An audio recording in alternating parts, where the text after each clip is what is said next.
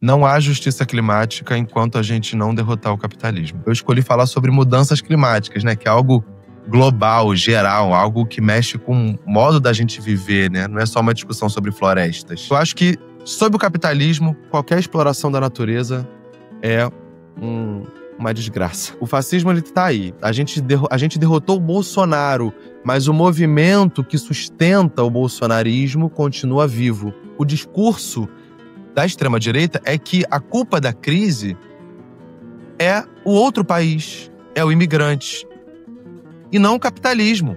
A culpa é deles. Falta o ser humano perceber que a gente faz parte desse grande ecossistema e que a nossa vida depende profundamente da natureza, dos biomas, dos ecossistemas. A luta me dá esperança. A luta me dá esperança. O que faz falta é agitar a malta, o que faz falta. O que faz falta é libertar a malta, o que faz falta. Sejam bem-vindos a mais um episódio do podcast O que faz falta. Chegamos ao episódio número 20, é verdade. Quero agradecer a todos os meus mecenas e subscritores que me têm apoiado ao longo do último ano. E sem vocês isto não seria possível. Eu sou o Luís Leite e converso com pessoas que não têm medo de mudar o mundo. Esse é o propósito. Pessoas corajosas e que enfrentam a realidade para que o mundo possa ser melhor. Hoje trago alguém do outro lado do oceano, do Brasil. Enquanto a maioria de nós ouve falar de soluções climáticas e sente um certo alívio, há quem olhe para essas mesmas soluções e veja bem uma grande mentira, ou pelo menos uma verdade camuflada.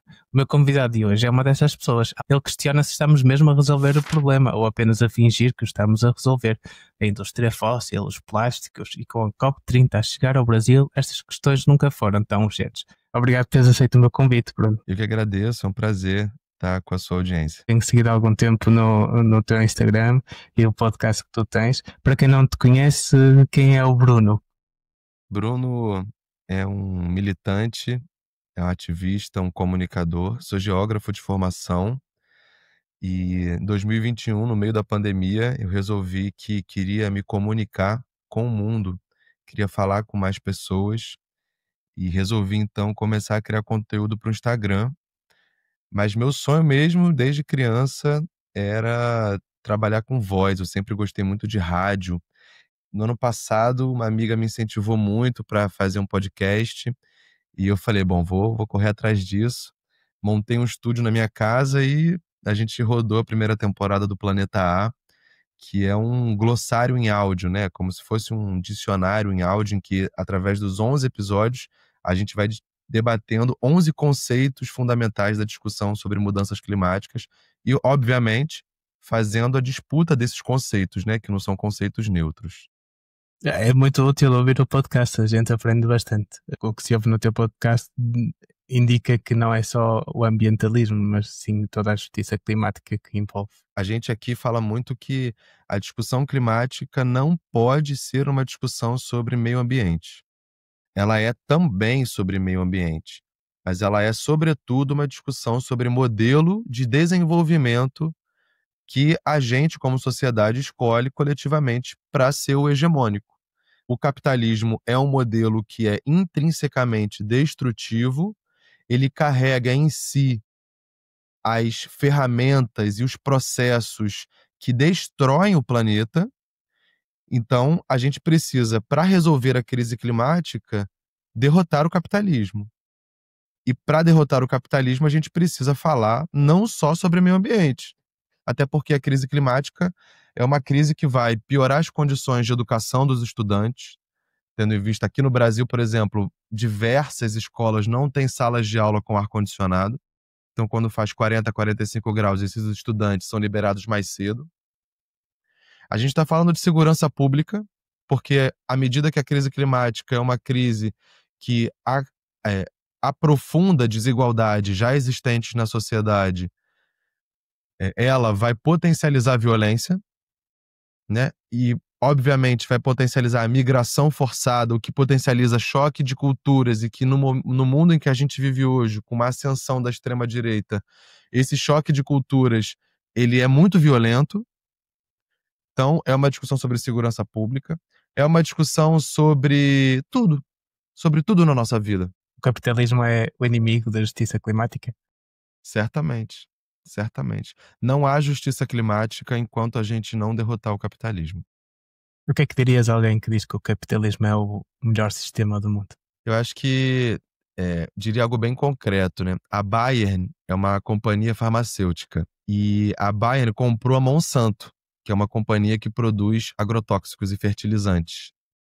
A Bayern produz medicamentos para câncer de não Hodgkins, enquanto a Monsanto produz um agrotóxico chamado glifosato, que causa câncer de não Hodgkins. Ou seja, a mesma empresa que produz o remédio é quem produz a doença. No capitalismo, o que importa é o lucro.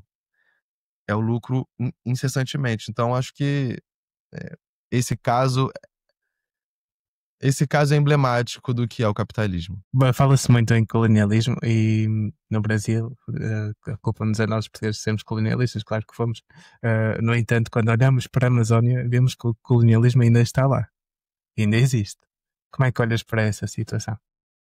Eu acho que, na verdade, o colonialismo permanece no Brasil todo. Em toda a América Latina permanece uma relação colonial. Se não mais exclusivamente com a Europa, com o resto do planeta. O nosso continente, foi invadido, saqueado, roubado. Depois, com a independência dos países, isso não significou o fim de uma relação colonial com o resto do planeta, mas, pelo contrário, uma atualização de uma relação colonial. Porque nós continuamos a ser um continente produtor de matéria-prima para o resto do planeta. E o racismo que chegou com a colonização e que chegou junto também com essa perspectiva de que a natureza é uma fonte de recursos, essa visão permanece, né. Tem um autor chamado Malcolm Ferdinand, ele é da Martinica, ele escreveu um livro chamado Uma Ecologia Decolonial. E ele vai dizer que o modo espacial de ocupação da colônia, que ele chama de plantation, não sei se para vocês esse termo é Sim, conhecido, sim, mas nós dizemos monocultura nesse caso.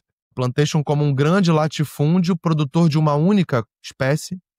O plantation ele traz junto o trabalho escravo e junto a exploração da natureza como algo intrínseco, inseparável.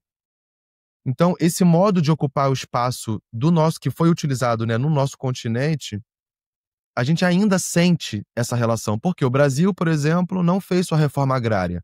A terra continua nas mãos dos latifundiários. A terra continua nas mãos das mesmas famílias que escravizaram pessoas. Exato, quando nós olhamos para o Brasil, vemos que são os brancos europeus que mantêm ainda o poder e que continuam a roubar terras, por exemplo, na Amazônia, e têm um privilégio. Peço sempre ao meu convidado do episódio anterior para deixar uma pergunta, e neste caso foi a Margarida Santos, do Lisbon Project, que é um projeto que ajuda refugiados e imigrantes a integrar-se na sociedade portuguesa. E a pergunta dela é a seguinte: qual foi o momento na tua vida que tu decidiste que era este o teu rumo?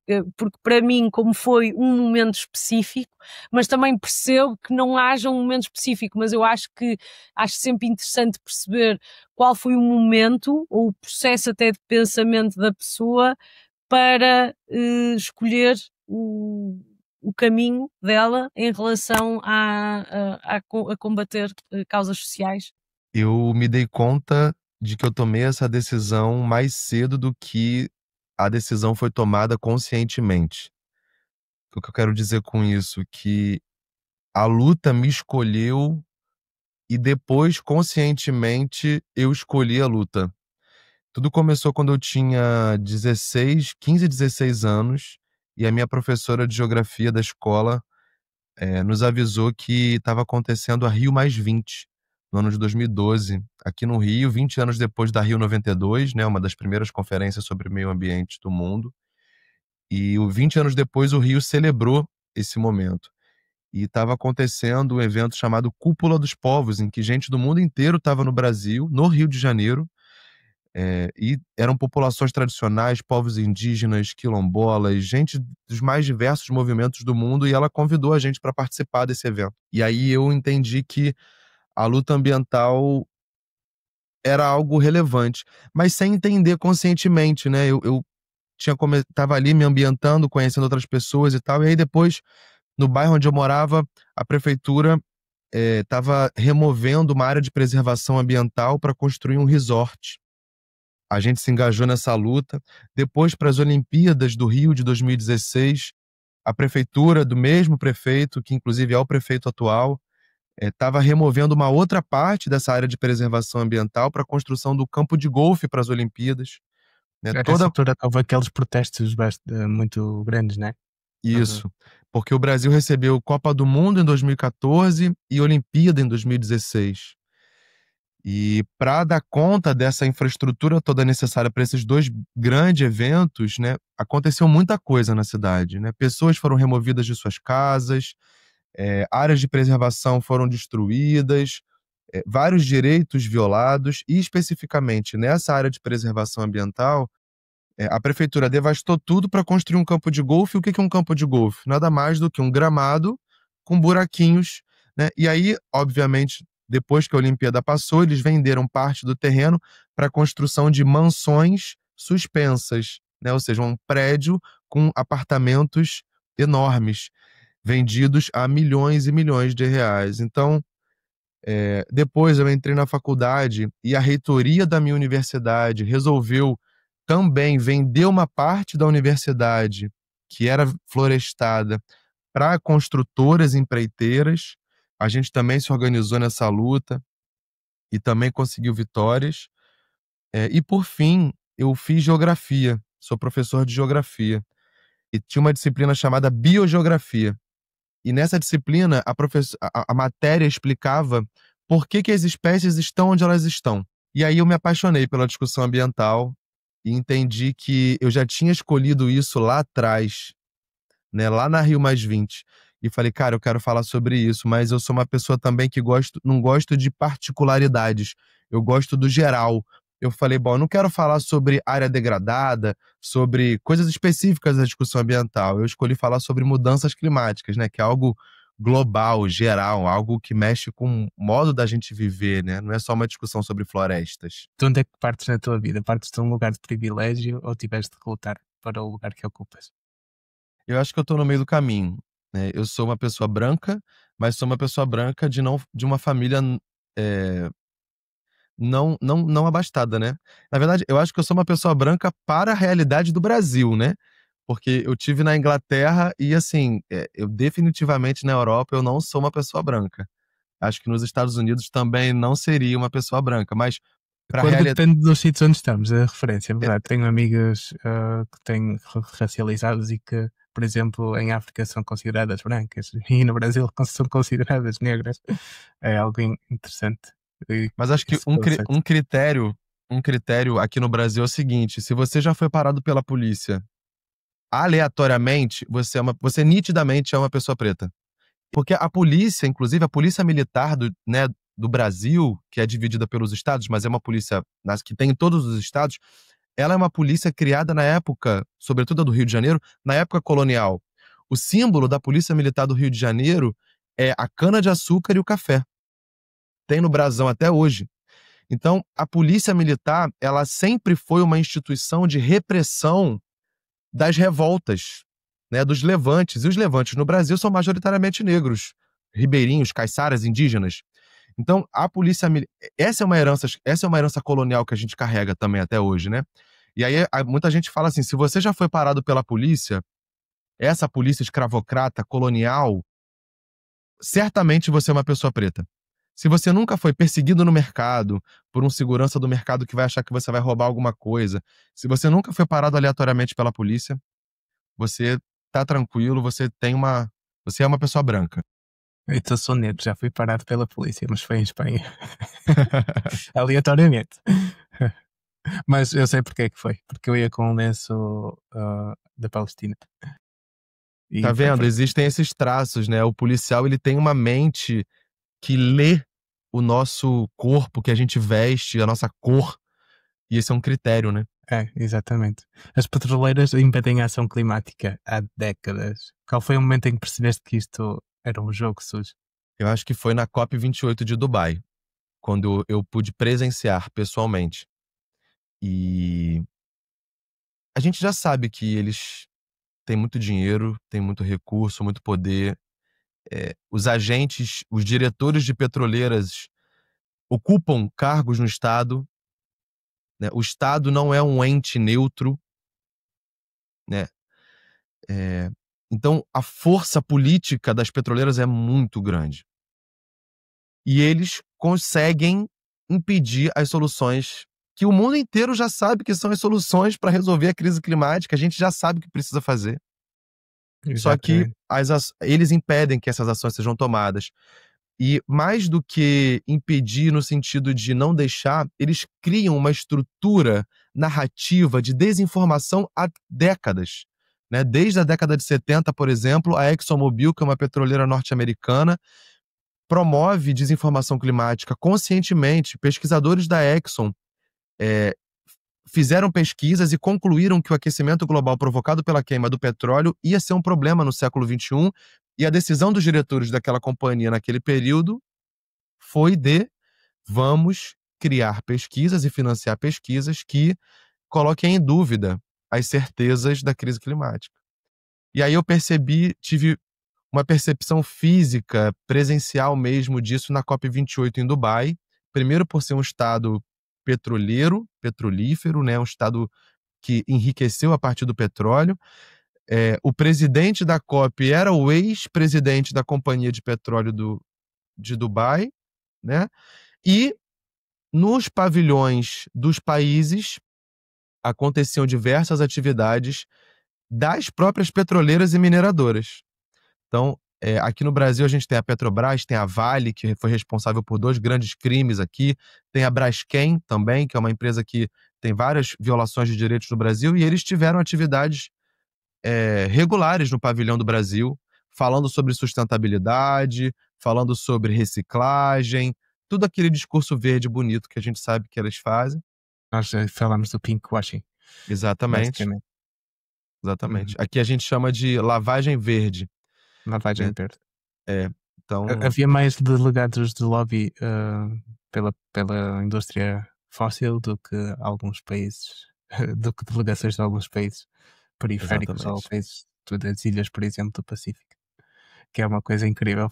Falamos disto no outro episódio com a Bianca Castro, que é uma ativista pela Greenpeace e que está a lançar um projeto novo que é a RUT, com vários povos indígenas do mundo. E ela disse que a COP já acontece há 30 anos e não resolveu nada, que é uma vergonha de estar a acontecer há 30 anos. Pois é, são 30 anos de discussões e discussões e discussões, e o mais longe que a gente conseguiu chegar foi no artigo 6 do Acordo de Paris, que é um artigo que fala sobre o mercado de carbono, que é também uma falácia que não resolve o problema, na verdade significa permissão para poluir. O que é que está mal nos créditos de carbono?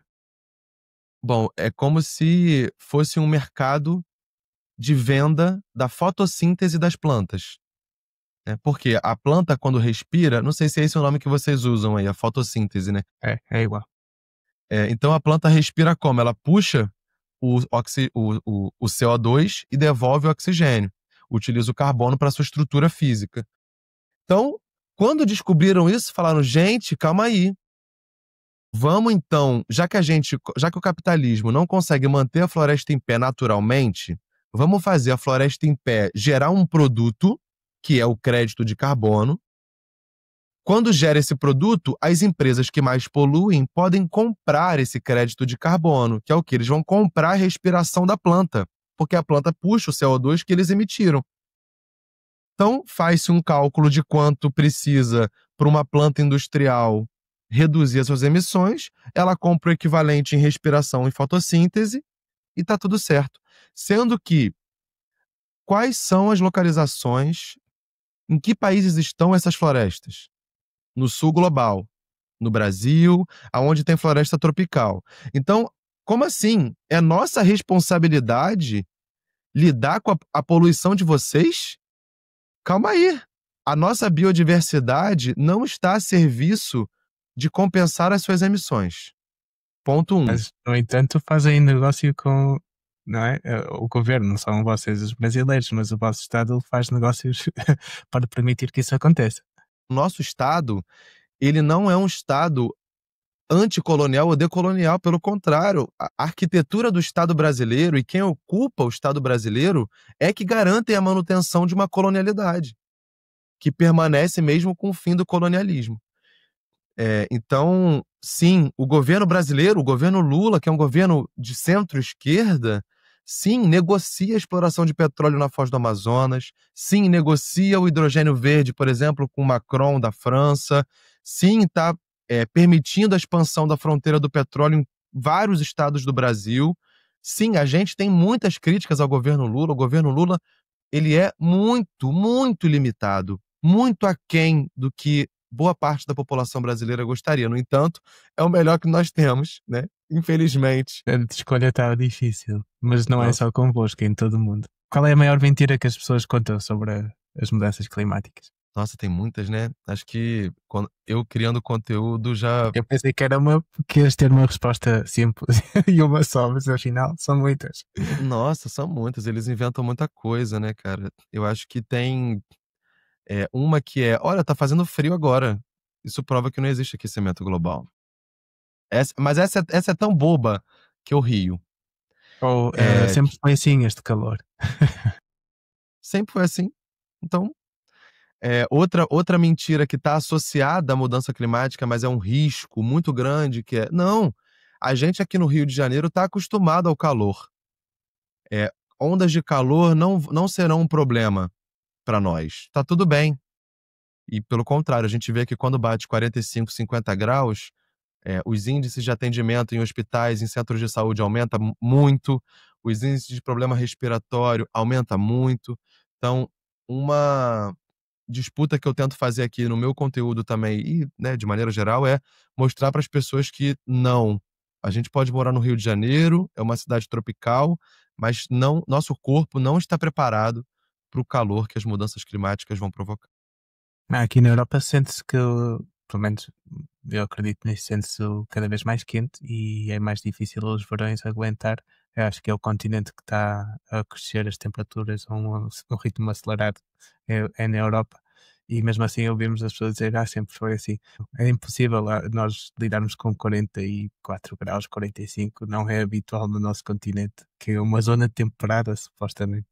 Mas as pessoas usam essas. Ou aquele argumento também a temperatura do planeta já mudou na história do planeta também. Já foi mais quente, já foi mais frio, isso é super normal. Essa é uma mentira que ela carrega uma verdade, mas ela é uma meia-verdade. Porque, sim, a temperatura do planeta já foi muito diferente, já vivemos uma era do gelo, já vivemos temperaturas muito mais altas. Tivemos Vivemos, quer extinções dizer, em massa por causa disso. exato. Mas o grande pulo do gato está no tempo geológico em que essas mudanças de temperatura aconteceram, né? Antes, para a Terra subir ou descer 1 grau, levava milhões de anos. Agora, levou menos de 200, desde a Revolução Industrial. Então, a gente está falando de uma capacidade adaptativa de espécies, incluindo a gente, e de ecossistemas, que é muito baixa, tendo em vista essa mudança tão repentina, né? O problema da mudança climática não é necessariamente o aumento ou a diminuição da temperatura. É também, mas é sobretudo no tempo que a nossa espécie está fazendo isso acontecer. E as pessoas afetadas são pessoas de países em dificuldades económicas e que, no fundo, estão bastante dependentes do comércio. E que não tem responsabilidade. E elas não têm responsabilidade sobre essa crise também, né? E depois não tem outra hipótese. Por exemplo, tu falas muito de plásticos. A gente aqui do Sul Global divide o mundo em Sul e Norte Global, né? E a gente se coloca como Sul Global justamente por ser essa zona de sacrifício do mundo, né? Esse espaço de possível exploração degradante, desumana, exacerbada, esse espaço de poluição descabida, nós somos esse espaço. E aí, com a atualização desse capitalismo que incorpora a discussão climática, esse capitalismo verde, O que tem é só mais uma atualização. Tal qual a atualização da colonialidade para a independência, a gente está vivendo uma atualização fóssil para uma atualização renovável, vamos dizer assim. E o capitalismo verde, na verdade, significa que a gente vai continuar sendo zona de sacrifício, mas dessa vez para o norte global andar de carro elétrico, ao invés de andar de carro a combustível fóssil. Mas pra gente vai continuar a mesma coisa. É muito interessante ver o mundo assim, com o norte global e o sul global. Por exemplo, na Europa também existe a distinção de Europa do Norte e Europa do Sul. A Europa do Sul é completamente diferente do Norte. Eu acho que somos mais parecidos ainda com alguns privilégios com o sul global. E essa economia verde, né, que estás a falar, o Brasil tem das maiores reservas de terras raras do mundo. É uma benção ou é uma maldição? Eu acho que a terra rara, coitada, ela não tem nada a ver com isso, né? Ela é um minério que tá lá debaixo da terra e tá lá, vivendo a vida dela tranquila. O problema é o ser humano que, para atender a determinados interesses, e quais são? A acumulação de riquezas, no caso do capitalismo, olha para essas terras raras com um olhar de exploração infinita. Então, nesse caso, eu acho que é uma maldição. E tem um agravante. A China é o país com maior porcentagem de terras raras no mundo. O Brasil é o segundo. E o Brasil tem uma das maiores reservas de petróleo do mundo, e a Venezuela é o país com maior reserva de petróleo do planeta inteiro. Ou seja, isso coloca o nosso continente no centro de uma disputa global entre Estados Unidos e China, que é muito perigosa para nós. Porque o Donald Trump tem interesse em reindustrializar os Estados Unidos, em recuperar para o mercado americano os postos de emprego que foram para a China. Ou seja, ele precisa para reindustrializar os Estados Unidos, ele precisa dessas matérias-primas que estão aqui. E se ele não vai conseguir na China, porque a China não vai vender para ele, ou vai vender muito caro, ou enfim, a China tem seus próprios interesses, aonde é que ele vai conseguir barato? No quintal.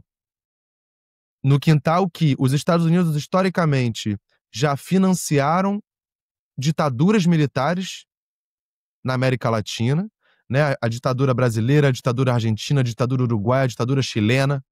A América Latina é um espaço de experimentação americana. Sempre foi ao longo desses últimos anos. Só que agora a gente está botando o freio neles. Então, eu acho que nesse caso é uma maldição. Mas eu acho que, assim como o desenvolvimento tecnológico não é um problema em si, né? É um problema porque ele está a serviço da acumulação de riquezas que provoca a desigualdade. Mas eu acho que se nós, gente normal, eu e você, se os trabalhadores do sul e do norte global se unissem, a gente também utilizaria as terras raras, a gente também utilizaria os minerais, a gente também produziria bens, só que com outro objetivo. Com o objetivo de forma sustentável, com o objetivo não de acumular riqueza, mas de melhorar a vida, de atender aos interesses da nossa sociedade, da nossa comunidade, né? De ter tempo livre, né? Enfim. Então, eu acho que, sob o capitalismo, qualquer exploração da natureza é uma desgraça. Dá muito que pensar. Nós aqui da Europa olhamos muito para a Venezuela como um bicho-papão, não é? Tem comunismo e assim, acaba por sempre criar assim alguns monstros que as pessoas ficam sempre alertas e depois não sabemos muito bem o que é que está a acontecer lá. E neste momento existe uma agroecologia a acontecer na Venezuela. É uma solução real ou é uma utopia que pode ser depois transferida para o mundo inteiro? A Venezuela é um assunto muito complexo. É difícil dizer concordo ou discordo. Tem muitas coisas que eu acho que são falácias e mentiras que são espalhadas para o mundo.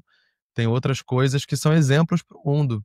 Por exemplo, a Venezuela com Hugo Chávez construiu um processo de auto-organização dos trabalhadores e territórios e fábricas e comunidades lindíssimo. Lindíssimo. Os Chávez tentaram dar um golpe no Hugo Chávez 2 vezes E o povo foi para a rua defender o Hugo Chávez, porque as mudanças que ele fez na política e na vida venezuelana transformaram profundamente o país.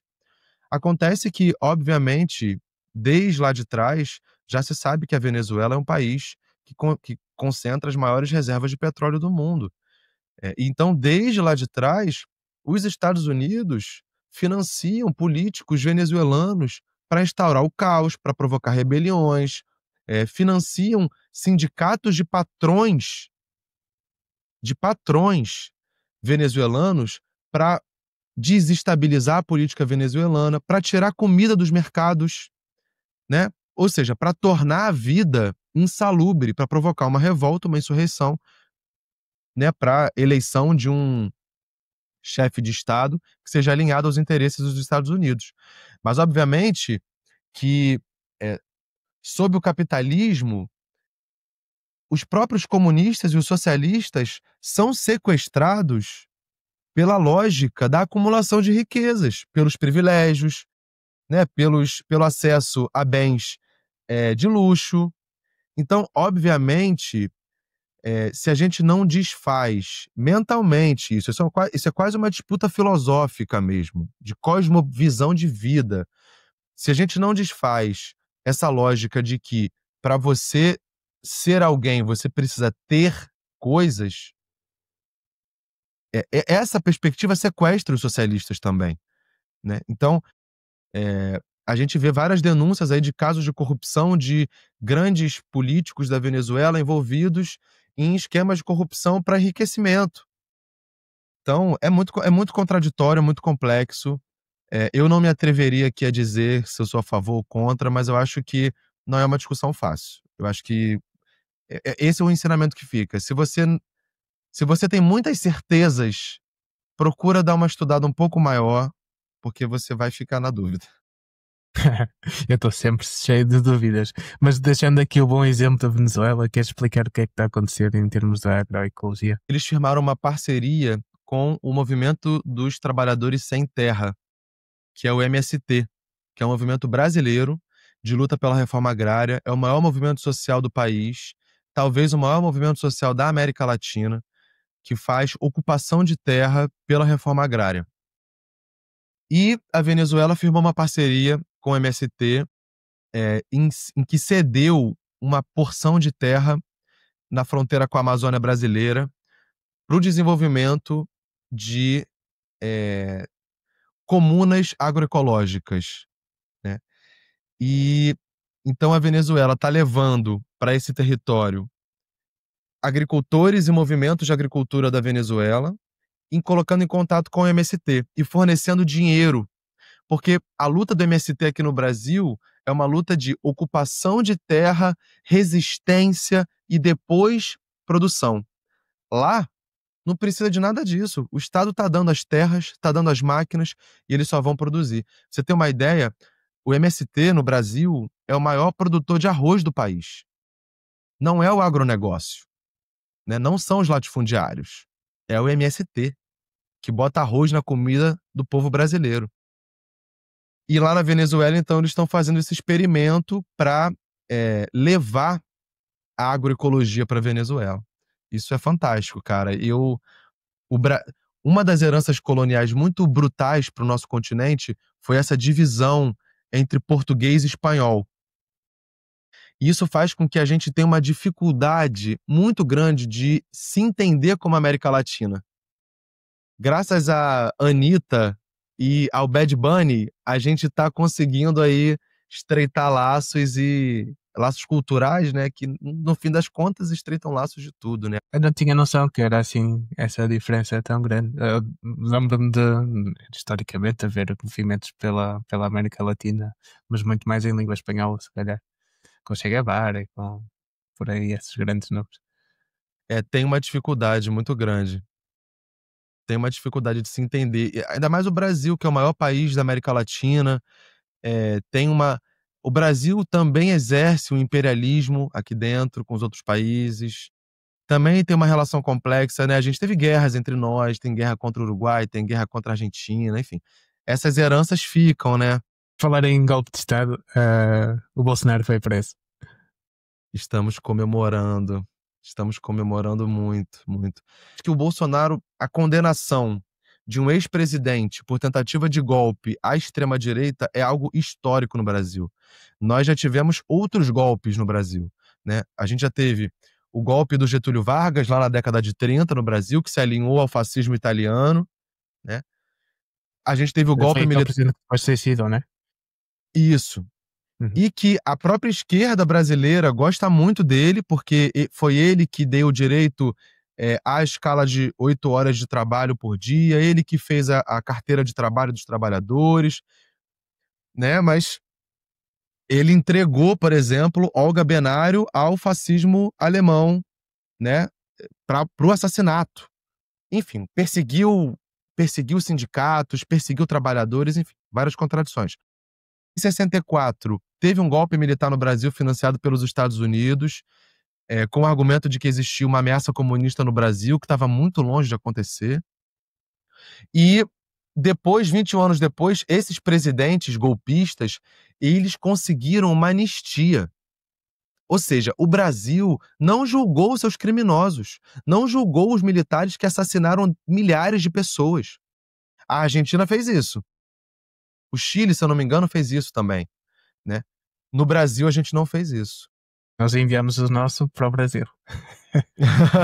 Nosso último ditador, o Marcelo Pois é. Caetano.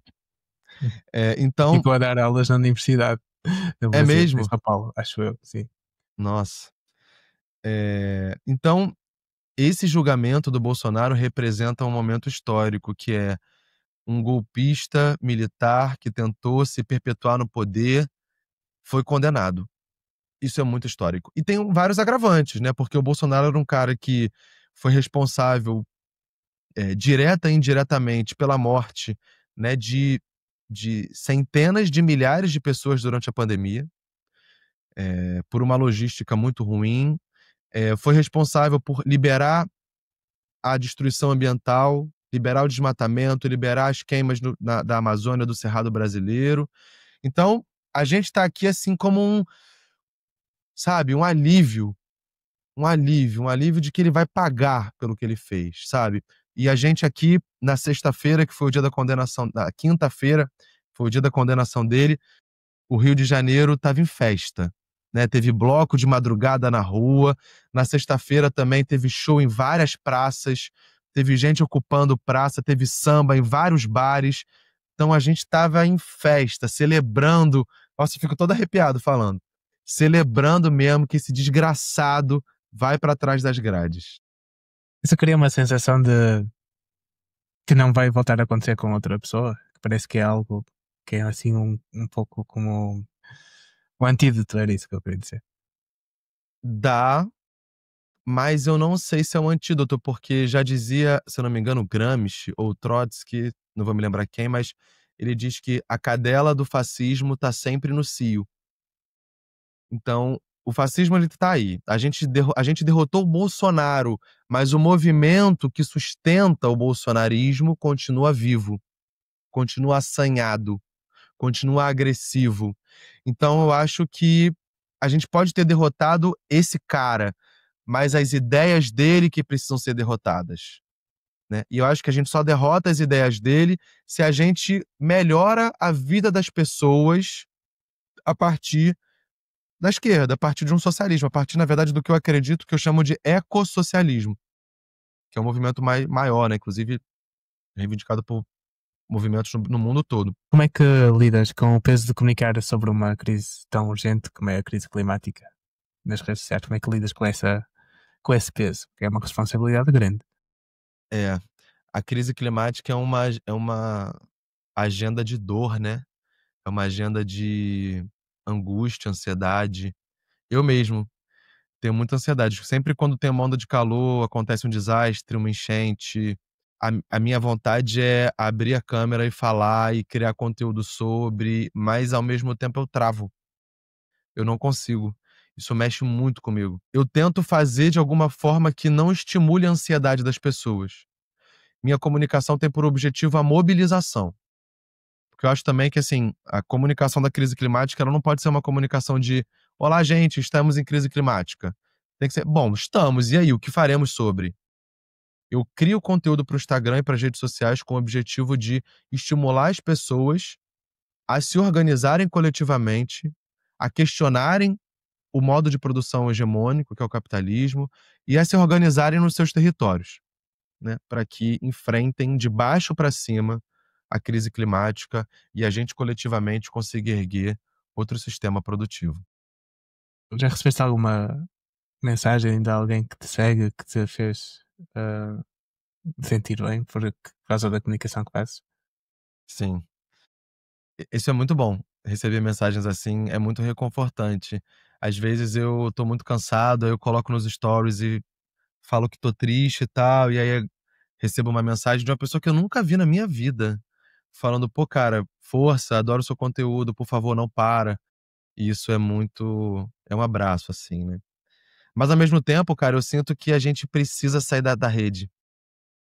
Depois da pandemia, a gente ficou muito virtual e as pessoas passaram a achar que compartilhar um stories no Instagram é o suficiente para se engajar politicamente, e não é. Pra gente arrancar vitórias, as pessoas precisam ir pra rua, a gente precisa de ação direta, a gente precisa intervir na realidade, e na rua não tem algoritmo, né.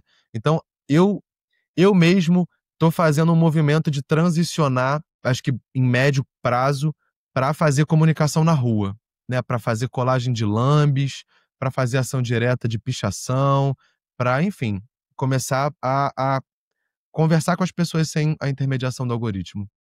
Para quem nos está a ouvir, pode deixar nas mensagens o que é que acha sobre este assunto, se temos que ir para a rua ou não, ou se devemos continuar online, e também, se tiverem conselhos sobre o que fazer, podem deixar nas mensagens. Eu também sou ativista por várias causas e penso mesmo que temos que fazer alguma coisa. Ainda ontem escrevi um post sobre isso, mais ou menos sobre isso, que é estás a reclamar por tudo e por nada, mas faz alguma coisa, né? Qual foi a decisão assim, mais difícil na tua vida que tu tiveste de tomar? A decisão, cara, eu acho que eu tô diante dela. Ah, sério? É sério. Eh, bom, esse podcast vai passar só em Portugal, né, então Eu tenho audiência também no Brasil, mas pouquinho. ai, Jesus, tá.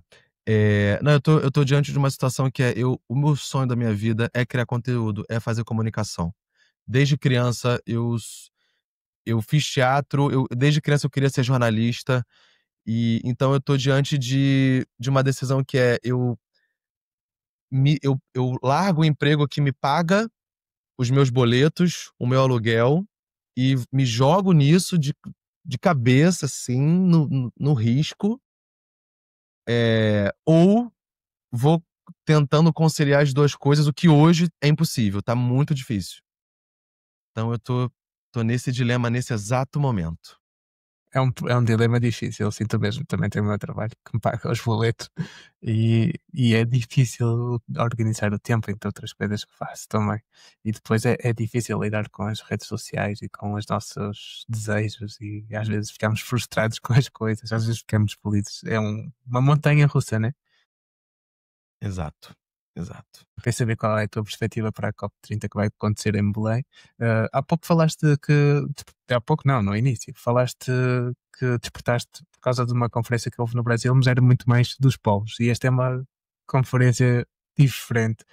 Achas que vai ter a sociedade civil em peso a fazer essa pressão? Como é que vai ser? Essa COP30, ela é uma COP depois de 3 COPs em países ditatoriais: Egito, Emirados Árabes Unidos e Azerbaijão, e que não permitiram manifestações na rua.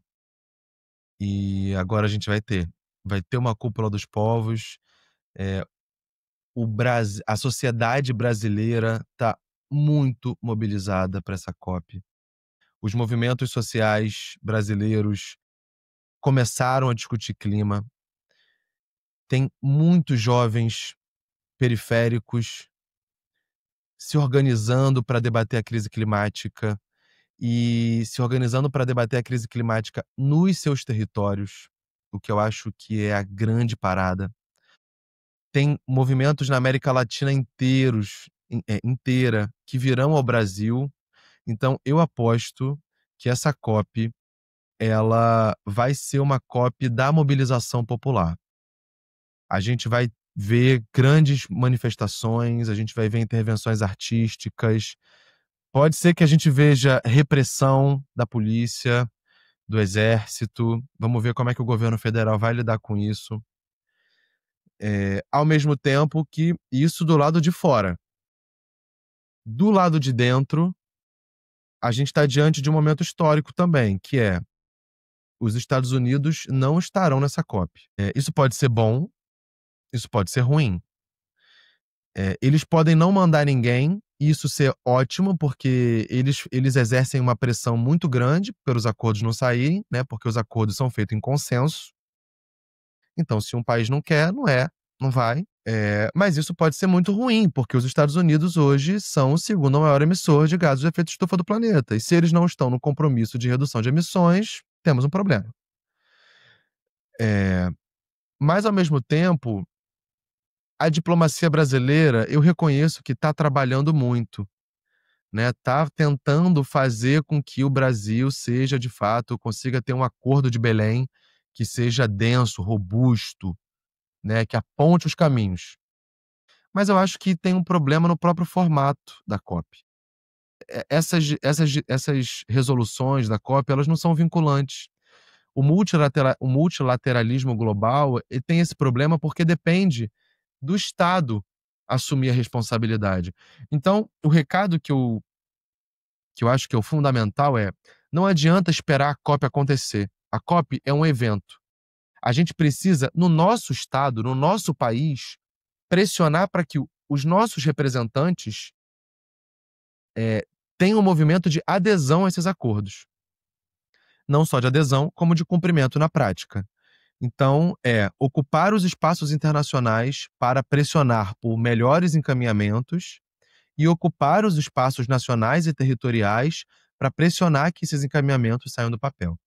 Eu acho que o movimento climático global precisa atuar em multi-escalas, né? No global e no local.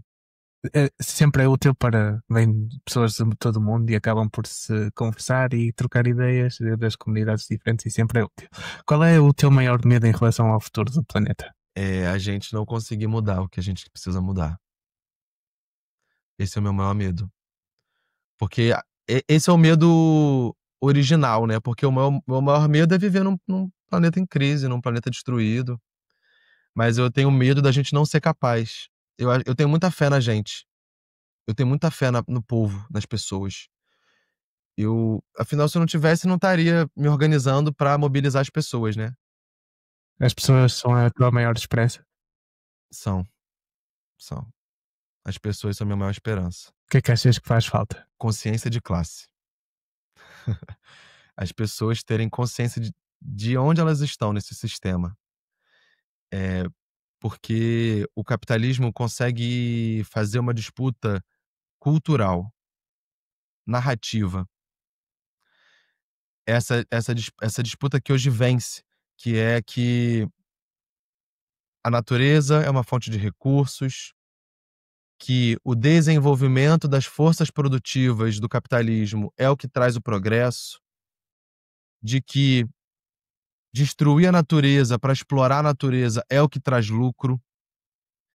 Essas ideias filosóficas mesmo, sabe? São coisas que a gente pode olhar, vem lá do iluminismo, que o indivíduo ele é autossuficiente e que a gente precisa olhar somente para o indivíduo, que nós somos a espécie dominante no planeta. Eu acho que falta a gente perceber que nós somos parte da natureza.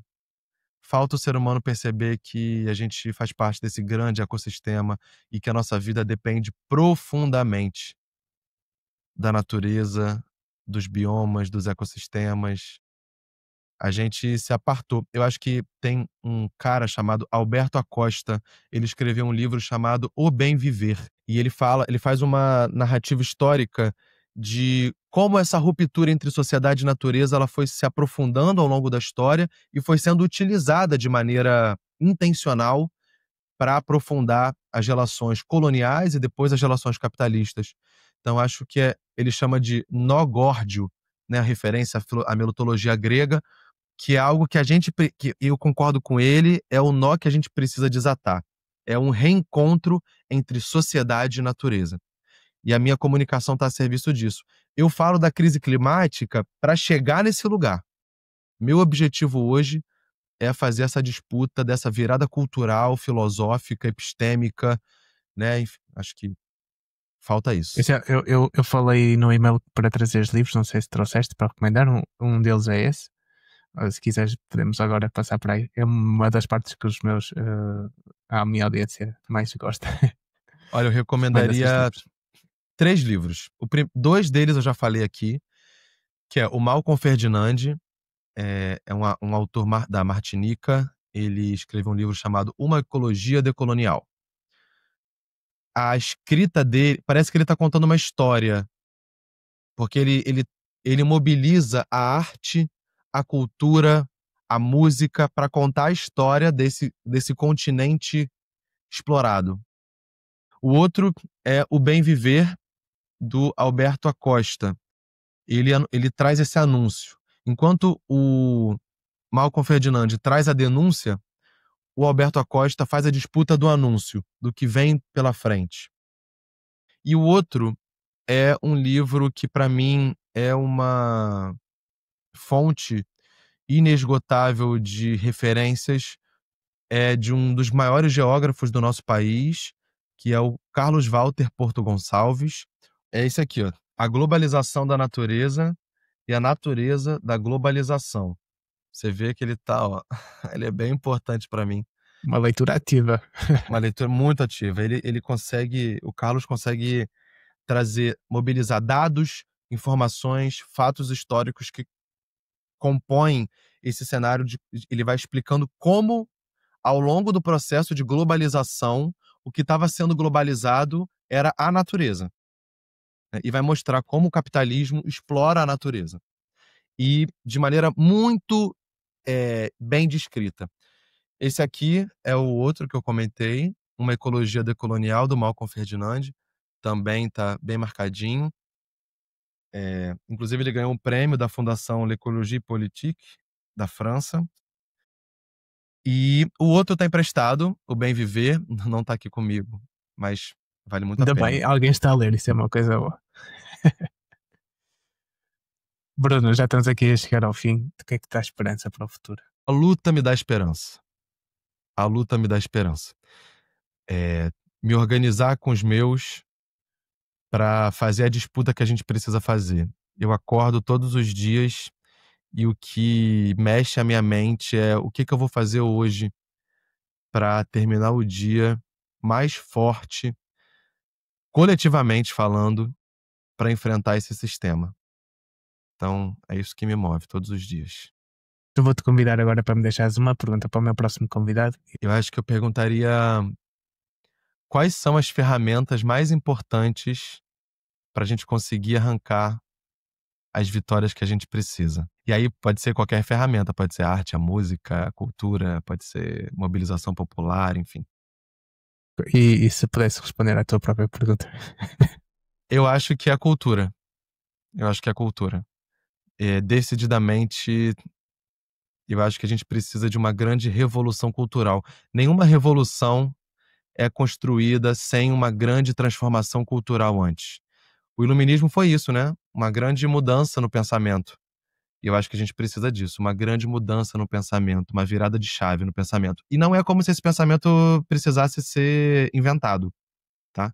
Eu tenho receio que esteja a acontecer, pelo menos em Portugal, há uma grande ascensão da extrema-direita e que esteja a acontecer isso pelo lado oposto. Ou seja, uma mudança do paradigma contra a imigração, contra os direitos dos trabalhadores, e está a acontecer essa. Como é que se luta contra isso? Não sei. No Brasil também. Eu acho que esse é o resultado de um mundo em crise. O mundo em crise piora a vida e o discurso dos estados, dos presidentes, dos políticos, da extrema-direita é que a culpa da crise é o outro país, é o imigrante, e não o capitalismo. É os nossos contra os outros, sempre. Exato. São os trabalhadores contra os trabalhadores, sendo que a culpa é deles. Eles mobilizam a cultura para fazer a disputa. Mas eu não acho que seja... Eles estão conseguindo erguer uma nova cultura. Eu acho que eles conseguem erguer essa cultura antiga. Essa cultura do patriarcado, da exploração da natureza, do racismo, como quem... Uma ilusão, porque traz aqui uma promessa fácil de acontecer, mas quando chegam lá depois não vão cumprir. A gente percebe ao longo das últimas décadas um levante, por exemplo, do movimento de mulheres no mundo inteiro, no movimento de pessoas racializadas, que estão conseguindo vitórias, pequenas vitórias, mas estão conseguindo vitórias. E aí, esse outro lado conservador não quer permitir essa grande revolução cultural. Então, eles respondem com a manutenção do sistema. Eu acho que a gente precisa incentivar mais essa transformação cultural. Os movimentos de mulheres precisam ser fortalecidos, os movimentos de pessoas racializadas, o movimento climático, o movimento ambiental. A gente precisa estimular cada vez mais que esses movimentos, porque eu acho que no limite, aqui no Brasil, não sei como é aí, mas aqui no Brasil tem muitos jovens fascistas, mas a maioria são pessoas velhas, mais velhas. Então, eu acho que tem uma transição acontecendo, geracional. E eu acho que a gente precisa seguir. Não é natural, é resultado de mobilização, de articulação, de política, de luta organizada. Eu acho que isso que a gente precisa continuar fazendo. Organizar a luta para continuar fazendo essa revolução cultural que está em curso. Em Portugal é um bocadinho diferente. Há muitos novos votantes que são fascistas e têm votado e têm aumentado o número de votos. Então acho que é uma estratégia de marketing bem forte nas redes sociais, por exemplo no TikTok, em que conquista muitos desses jovens. É um bocadinho diferente. Eu acho que é assim um pouquinho na Europa toda. Eu estou curioso para saber o que é que diz a tua t-shirt, que eu ainda não consegui perceber. Está escrito indígenas, caiçaras, quilombolas e bem viver. Caiçaras são os que vivem nas margens dos rios. Os quilombos foram os espaços de resistência da população escravizada na época da colonização. Falamos aqui de vários temas, tínhamos decidido falar de alguns, mas acho que acabamos por falar de tantos temas, a crise climática, a justiça climática, o capitalismo e tantos outros. Foi um prazer ter-te aqui a conversar. E para quem te quer seguir e perceber mais acerca da biologia, acerca da crise climática, onde é que podem seguir? Quais são os canais? Eu estou no Instagram, @BrunoPeloClima. E também no Spotify ou no tocador de podcast preferido, no Planeta A Podcast. Planeta A, porque não existe Planeta B. É isso aí. Bruno, obrigado por teres vindo. Foi um prazer falar contigo. Eu que agradeço e estou à disposição. E assim chegamos ao fim deste episódio. Se chegaste até aqui, muito obrigado. O que faz falta é um projeto totalmente independente, não tem patrocinadores e só existe porque tu ouves. Se queres que continue, espreita a descrição, há formas muito simples de ajudar. Mas há algo ainda mais essencial, não fiques refém dos algoritmos. Subscreve a newsletter para receberes cada novo episódio sem distrações no teu e-mail. É lá que nos encontramos, sem depender de terceiros. E claro, podes deixar um gosto, comentar e partilhar. Pode parecer pouco, mas cada interação faz com que esta mensagem chegue cada vez mais longe. Como cantava o Zeca, venham mais 5 de uma assentada, conto contigo para espalharmos esta mensagem e transformarmos o mundo, porque o que faz falta é agir. Muito obrigado por estares desse lado. Até breve. O que faz falta é avisar a malta, o que faz falta. O que faz falta é avisar a malta, o que faz falta.